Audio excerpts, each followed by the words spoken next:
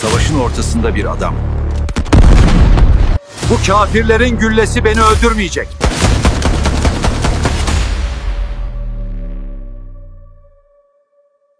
Omzunda ümmetin yükü. Bediüzzaman, emir veriyorum.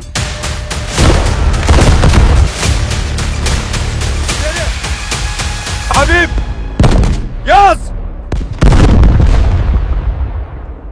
İşaretül icazı yaz. Oysa her şey burada başlamıştı. Van'ın Edremit kıyısında. Hayali büyük bir medreseydi. Medresetüz Zehra. Yıl 1913. Hayallerin ilk adımı atılır. İlmin ve fennin beraber okutulacağı bir İslam üniversitesi. Bir gaye-i hayal.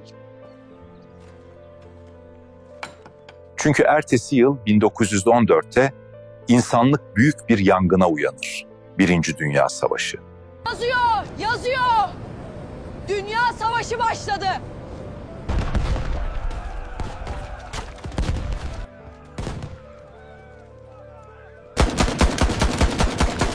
Şehit düşenler, kanları toprağa karışan kahramanlar. Savaş her cephede kol geziyordu. Aslanlarım! Bir adım geri atmak yok! Çanakkale geçilmez! Geçilmez komutanım! Bu milletin iman dolu göğsü siperdir!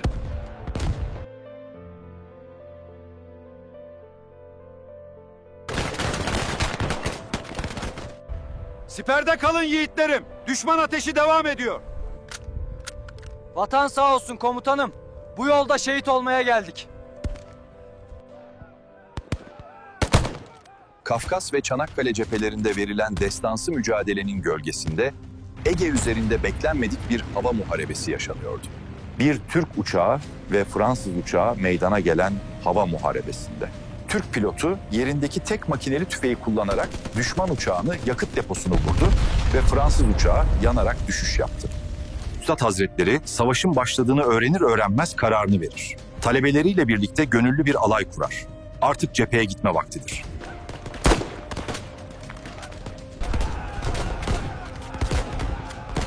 Üstadım, ne olur siper alın. Kurşunlar. Habib, yaz! İşaretül icazı yaz. Üstadım ama ölebilirsiniz. Bu sözler yazılmazsa nice gönüller Kur'an'ın ışığından mahrum kalır. Savaşın ortasında bir tefsir. Kurşun sesleri arasında kelimeler bir bir kağıda düşer. O sırada 4 gülle isabet eder. Biri tütün tabakasına, biri ise hançerine. Bediüzzaman, emir veriyorum, derhal siper alın. Bu kafirlerin güllesi beni öldürmeyecek. Cephe daralır, düşman ilerler. Üstad ve talebeleri Van'dan Bitlis'e doğru çekilirler.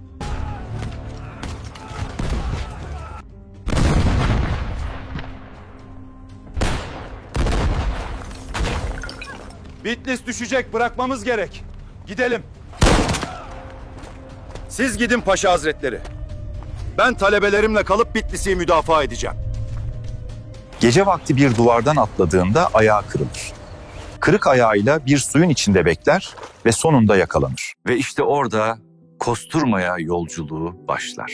Medresetüz Zehra'nın temelinde başlayan bu yolculuk, savaşın kıyısında ilimle, cesaretle ve teslimiyetle örülür. Bir hayat, bir direniş ve bir dava. Yıl 1916. Bir cihan harbinin tam ortası. Ruslar tarafından alıkonulan Üstad Hazretleri, Volga Nehri kıyısındaki Kosturma'ya doğru yola çıkarılır. Bu yolculuk onun tam 2,5 yıl sürecek esaret hayatının da başlangıcıdır. Ama bu sıradan bir olay değildir. Kosturma'da onu bekleyenler bitkin ve yılgın bir adam göreceklerini sanır. Ama hayır, karşılarında bambaşka biri vardır. Sedyede kırık bacağını uzatmış, sağlam bacağını bağdaş kurmuş. Dimdik, onurlu bir duruşla gelir. Bir gün Nikola Nikolaviç isimli Rus kumandan esirlerin önünden geçerken herkes ayağa kalkar. Herkes ama biri hariç. Sen! Diğerleri gibi neden ayağa kalkmadın? Saygısızlık kastım yoktur. Ama yerimden kalkmadım, doğru. Tanımadı mı yoksa? Tanıdım, siz ünlü kumandan Nikolas'ınız. Ayağa kalksana o zaman. Neden oturuyorsun? Fakat ben bir İslam alimiyim. İlmimin izzeti size kıyam etmeme müsaade etmez. Bu söz üzerine idam kararı verilir. Yanındaki arkadaşları ise büyük bir telaş içindedir. Üstadım, lütfen özür dileyin. Bu bir yanlışlıktı deyin. Sizi kaybetmeyelim. Ben özür dilenecek bir şey söylemedim. Sizi idam edecekler. Hayatınız tehlikede. Siz ne diyorsunuz? Ben Muhammed Mustafa aleyhisselatu vesselama kavuşacak bir pasaport arıyordum. İşte onu buldum. Bu benim için yokluk değil, Efendimiz'e kavuşmaktır.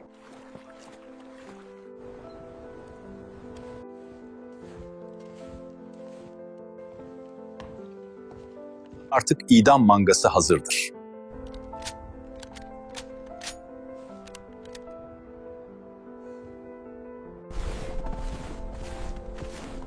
Üstad Hazretleri 2 rekat namaz kılar. Gözlerini bağlamak isterler ama reddeder. Gözlerinizi bağlamam gerek. Hayır, gözlerimi bağlamayın. Gideceğim güzel yerleri temaşa etmek isterim. Hiç korkmuyor musunuz? Korkmuyorum. Çünkü ölüm bir vuslattır. Sevgiliye kavuşmaktır. Üstad Hazretleri tam idam edilecekken, komutan Nikola Nikolaviç gerçeği anlar. Üzgünüm. Sizin bu duruşunuzun inançlarınızdan geldiğini bilmiyordum. Affedin. Ve Üstad Hazretleri idamdan kurtulur, Kosturma'daki Tatar Camii'ne gönderilir. Orada ibadet etmesine izin verilir. Üstadım, izin verirseniz sizleri misafir etmek isteriz. Madem kabre tek gireceğim, o halde şimdiden onun antrenmanını yapmak gerek. Ve bir gün fırsat doğar. Bolşevik ihtilali tüm Rusya'yı sarstığında Üstad Hazretleri harekete geçer, Kosturma'dan kaçar. Petersburg, Varşova, Viyana, Almanya, Sofya ve sonunda İstanbul. İşgal altındaki başkent, tarihin en çalkantılı dönemlerinden birini yaşıyor.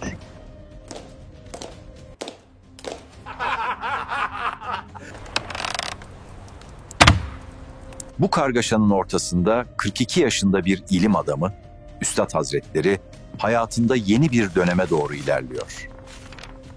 Aynı yıl İstanbul'da kaleme aldığı Arapça eseri Mesnevi-i Nuriye'yi işgal altındaki bir başkentte hakikat arayışı içindeki alimlere bir ilim ve iman meşalesi olarak takdim eder.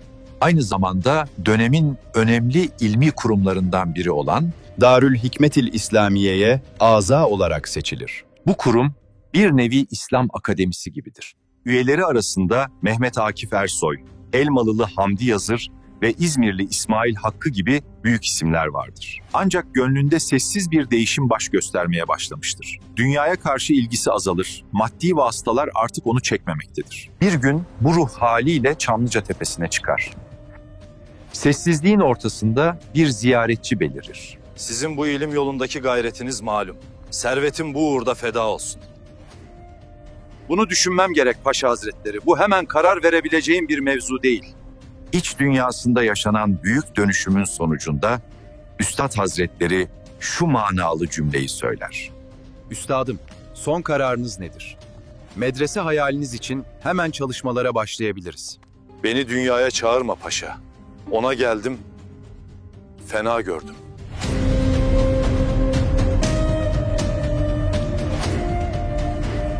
Ve ardından İstanbul'un kalabalığından uzaklaşarak Sarıyer'e çekilir. Burada inzivaya yönelir, sessizliği ve yalnızlığı tercih eder. Zihnini ve kalbini arındırmak için manevi kaynaklara yönelir. Abdülkadir Geylani Hazretleri'nin Fütuhul Gayb adlı eserini okumaya başlar. Kitabı okumaya başladığında Üstad Hazretlerine "Sen kendin hastasın, kendine tabip ara" diye bir cümle tevafuk eder. Üstad Hazretleri bu cümleyi üstüne alır. Bıçak gibi keskin, kayalar gibi ağır bir cümledir onun için. Hemen kapatır kitabı ve düşünmeye başlar. Bir cümle karşısında adeta sarsılır. Derin bir sessizlik olur. Ve ardından dudaklarından şu söz dökülür. O halde sen bana tabip olsan ya. Sonra bir kitap gelir aklına. İmam Rabbani Hazretlerinin kitabını açar. Karşısına çıkan başlık dikkatini çeker. Mirza Bediüzzaman'a mektup. Sanki bana yazılmış gibi. Ve o cümle, tevhidi kıble et.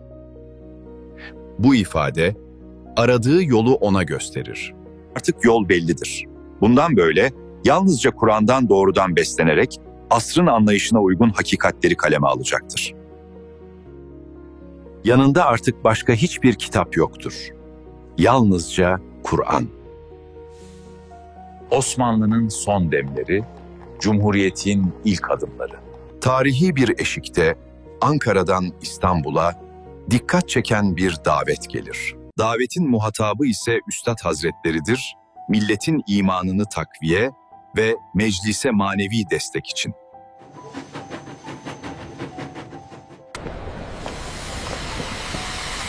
Üstad Hazretleri bu davetle birlikte hayatında yeni bir döneme adım atar. Talebesi Fırıncı abi bu günleri anlatırken onun Sarıyer'deki evde 2. Said dönemine geçtiğini söyleyecektir. 1. Said döneminde siyaset gibi dünyevi yollarla dine hizmet etmeye çalışan Üstad Hazretleri artık bu yoldan vazgeçer. Dine yönelen tehditler sadece iman hakikatleriyle bertaraf edilebilir. Bu karar o büyük hizmetin temelini atar. Üstad Hazretleri, vekillerin çoğunun manevi vazifelerini yapmadığını görür ve büyük bir üzüntü içine girer. Milletin manevi kalkınması namaz ile olur. Bunun için bir beyanname kaleme aldım. Bu bildirinin ardından yaklaşık 60 milletvekili namaza başlar. Meclis mescidi genişletilir. Aynı dönemde Üstad Hazretlerinin Van'da kurmak istediği Medresetü Zehra projesi mecliste karşılık bulur. 163 milletvekili projeye destek verir. 150.000 banknot yardım sözü verilir. Ancak karşı görüşün faaliyetlerini gören Üstad, kalemi eline alır ve Tabiat Risalesini yazar. Ona milletvekilliği, Diyanet azalığı, Şark Umum Vaizliği gibi görevler teklif edilir ancak Üstad hiçbirini kabul etmez. Bu dönemde Üstad Hazretleri Hubab Risalesini yazar ve Trabzon mebusu Ali Şükrü Bey'in matbaasında bastırır. Kısa bir süre sonra Ali Şükrü Bey'in ölüm haberi alınır. Bu olay Üstad'ın Van'daki medrese hayalini yeniden düşünmesini sağlar. Kararını verir. İstanbul'dan Van'a döner. Artık 2. Said dönemi başlamıştır.